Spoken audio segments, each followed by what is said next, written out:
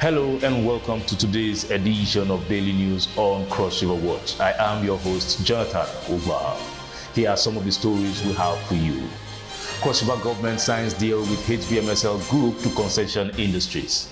APC National Women Leader Betta Edu hails Ayade's concession deal. Police rescue kidnapped Elkhork University students. Reps move to stop privatization of Calabar power plant, 4 orders. Cross River PFN chairman cautions Nigerians over fake bishop saga. Calabar cleric threatens legal action on those who included his name in APC's bishop list. Man dies, corpse abandoned at Cross River House of Assembly. Trouble looms over Calabar South paramount rulers too. And now the news in detail. The Cross River State government has signed a deal with HBMSL Group to concession the industries built by the Governor Ben Ayade's administration.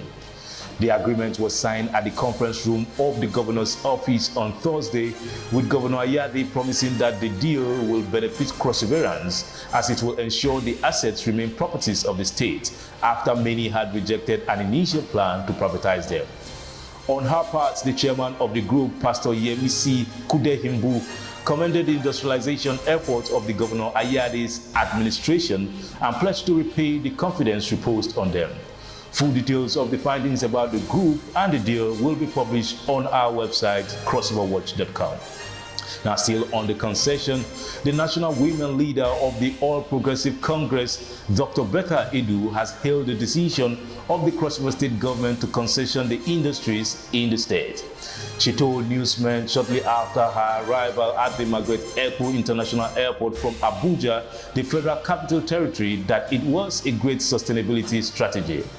Dr. Edu is in Cross River for the grand homecoming reception planned for her at Abi local government area tomorrow.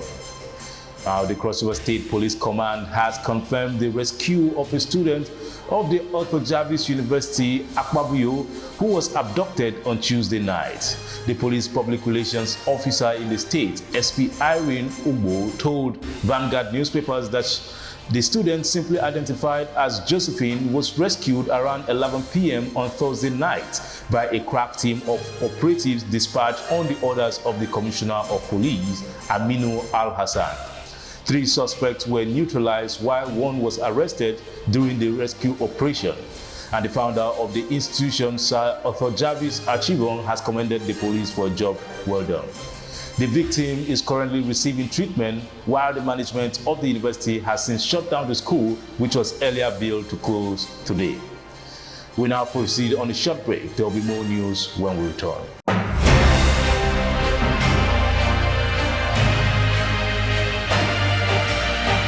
Thank you for staying with us. We go to the Federal House of Representatives, which on Thursday resolved to block the plan of the National Council on Privatization, Bureau of Public Enterprise, and the board of the Niger Delta Power Holding Company to privatize the Calabar power plant and 4 others.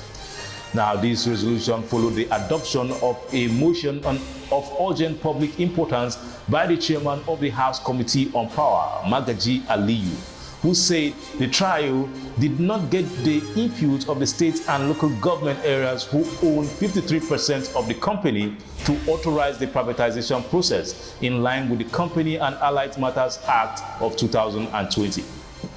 Aside the Calabar power plant in Cross River State, the Ihobo plant in Edo State, as well as Olorun Shogo, Omotosho, and Geregu plants in Kogi State, with a combined gross installed capacity of 2,914 megawatts, are to be privatized.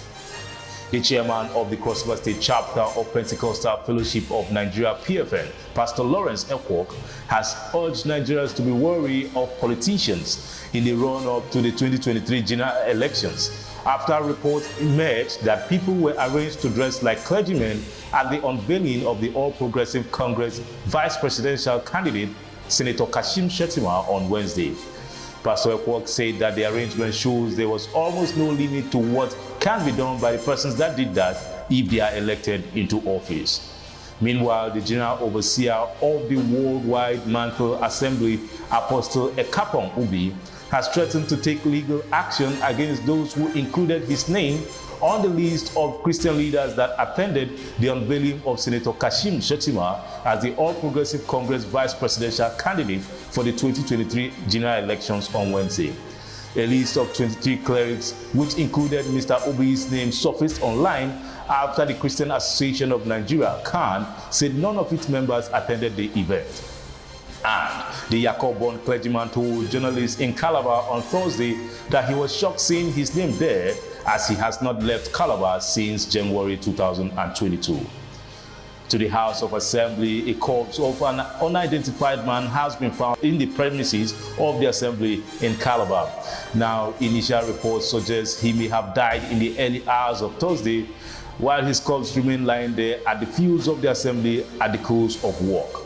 The police, as well as the Assembly's leadership, is yet to comment on the discovery, and as at press time, it remained unclear if the corpse had been moved.